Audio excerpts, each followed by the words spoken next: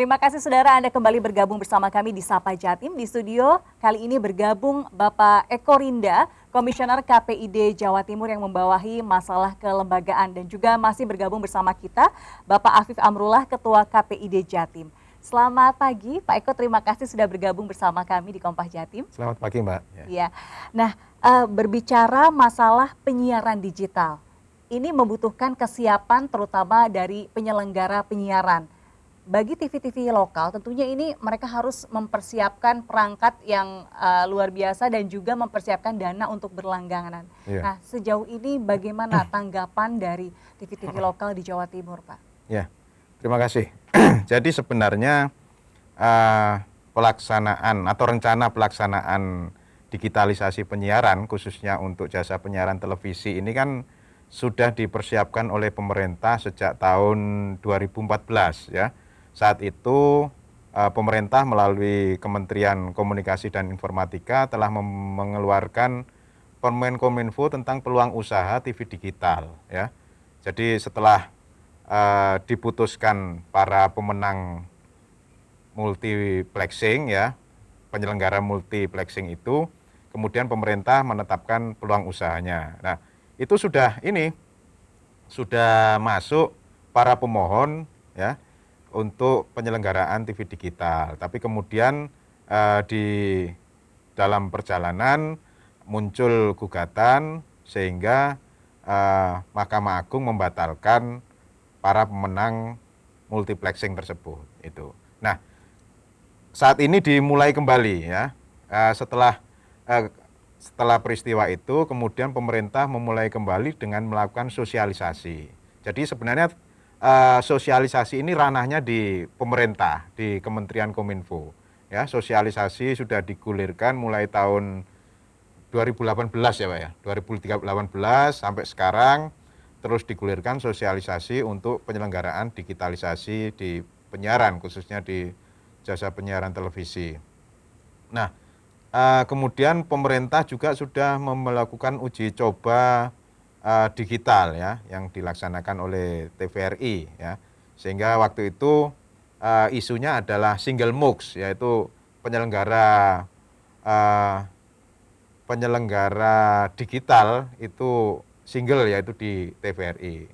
Tapi ternyata kemudian mungkin berbagai masukan sehingga saat ini meskipun saat ini kita masih dalam tahap simulcast yaitu siaran bersamaan antara analog dan digital, tapi ternyata tidak hanya TVRI ya sebagai penyelenggara multiplexing.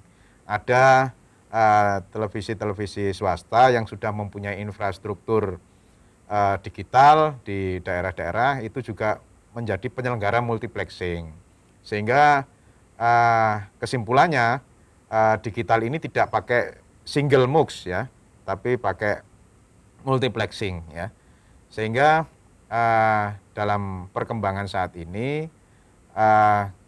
TV-TV lokal ini yang perlu menjadi perhatian, karena TV-TV lokal ini kan memegang izin penyelenggaraan penyiaran di bidang analog ya, di mana ke depan analog ini tidak lagi mengikuti proses dari awal untuk permohonan izin digital, tapi langsung masuk pada slot yang disediakan di masing-masing daerah di penyelenggara multiplexing tersebut ya. Jadi misalnya di penyelenggara multiplexing di wilayah ya Surabaya, Jawa Timur ini adalah televisi A, maka televisi lokal itu akan mengisi slot yang ada di dalamnya ya. Apakah sudah otomatis itu, atau mereka harus melakukan pendaftaran atau registrasi ulang begitu? Otomatis itu, otomatis ya, yang otomatis. Yang melakukan pendaftaran ulang kan peluang usaha baru ya, perusahaan-perusahaan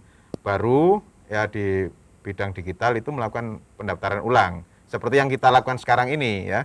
Kita sudah beberapa kali melakukan evaluasi uji coba siaran terhadap televisi digital pemohon baru, bukan analog ya, bukan analog existing loh ya, tapi pemohon baru penyiaran digital itu. Baik, saya ingin bertanya ke Pak Afif terkait kebijakan ini. Tentunya para penyelenggara televisi digital yang asalnya analog ini mereka harus berganti ya. Bagi yang belum memiliki perangkatnya, mereka harus menyediakan dan mungkin harus memasukkan investor baru. Betul. Nah, sejauh ini bagaimana tanggapan mereka terkait terutama terkait mereka kan harus membayar ketika mereka bergabung di multiplexer tersebut. Ya, seperti yang disampaikan Pak Eko tadi, sebenarnya karena persiapan sudah lama, sebagian juga sebenarnya sudah mengetahui akan masa depan dari kebijakan ini. Sehingga sebagian juga sudah bersiap-siap. Kalau kita lihat di Surabaya ya, itu sudah ada beberapa TV lokal yang sudah uji coba siaran digital. Sekarang sudah bisa dinikmati bagi masyarakat yang sudah memiliki perangkat TV digital ataupun set-top box. Nah, memang ada beberapa yang belum, terutama yang di kabupaten yang jauh dari Surabaya, tetapi saya yakin mereka akan siap dengan berbagai macam konsekuensi yang mereka miliki, karena secara periodik mereka sendiri kan juga melakukan proses peremajaan alat, peremajaan perangkat. Meskipun tidak ada program digitalisasi, mereka juga terus akan melakukan peremajaan perangkat mengikuti dengan perkembangan teknologi yang ada. Sehingga tinggal sedikit lagi insya Allah mereka sudah siap. Nah, memang yang masih menjadi PR atau masih menjadi perdebatan itu adalah soal biaya sewa. Ketika nanti pemegang atau penyelenggara multiplexer ini adalah TV swasta yang berjaring secara nasional, lalu ketika TV lokal ingin bersiaran digital, maka dia harus menempati slot yang ada di situ. Nah, itu biasanya ada sewa yang kemudian dilakukan oleh para penyelenggara. Nah, kita sih berharap agar pemerintah juga mengatur ini supaya kalau tuh ada tarif itu tidak sampai terlalu memberatkan TV-TV lokal dan juga bisa dijangkau sesuai dengan kondisi ekonomi yang ada di daerah tersebut.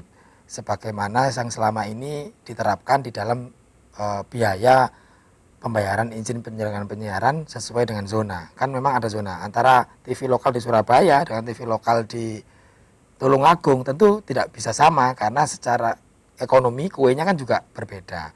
Nah, itu yang kita masih menunggu dari sisi itu, tapi saya yakin teman-teman lembaga penyiaran baik terutama yang ada di lokal insya Allah sebentar lagi akan siap karena mereka sudah terbiasa melakukan proses adaptasi terhadap perkembangan teknologi.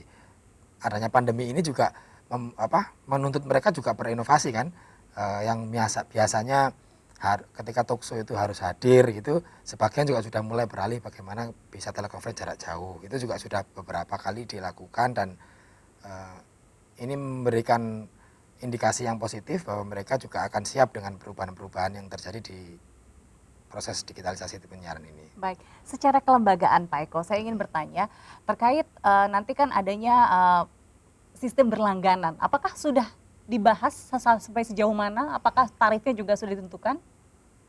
Jadi saat ini seperti yang disampaikan Pak Afif tadi, kayaknya masih TVRI ya sebagai penyelenggara uji coba. Jadi kalau TVRI kan masih tarifnya itu masih untuk tarif uji coba ya Pak, uji coba. Lah sekarang untuk secara definitif untuk penyelenggaraan multiplexing untuk jangka panjang itu kan sampai saat ini belum ada rate yang ditetapkan, entah itu yang ditetapkan oleh pemerintah atau ditetapkan oleh penyelenggara multiplexing kan belum keluar sampai saat ini. Ya itulah yang kalau saya dengar, kalau saya lihat di daerah-daerah itu yang menjadi kerisauan ya teman-teman di daerah yang sekarang sedang bersiaran analog gitu. Karena ketika mereka itu dipastikan mengisi slot di masing-masing penyelenggara multiplexing tersebut, maka harus ada kepastian itu berapa sewa tahunan yang harus dibayar oleh masing-masing pengisi konten siaran di masing-masing penyelenggara multiplexing itu. Karena tentunya ke depan dengan sistem penyiaran digital ini kontennya kan akan semakin banyak dibanding dengan sistem penyiaran analog saat ini gitu. Karena slot yang disediakan juga lebih dari frekuensi analog yang disediakan. Baik. Gitu. Jadi tentunya sebenarnya dari sisi kualitas, dari sisi jangkauan, ini mereka mendapatkan keuntungan yang jauh lebih baik daripada analog begitu ya. Baik, karena mereka tidak lagi menyiapkan infrastruktur ya yang mahal dan sebagainya itu. Okay. Karena infrastrukturnya mengikuti penyelenggara multiplexing tersebut. Baik, kita akan sambung lagi Ya. Pak setelah jeda berikut ini. Tetaplah bersama kami di Sapa Jatim.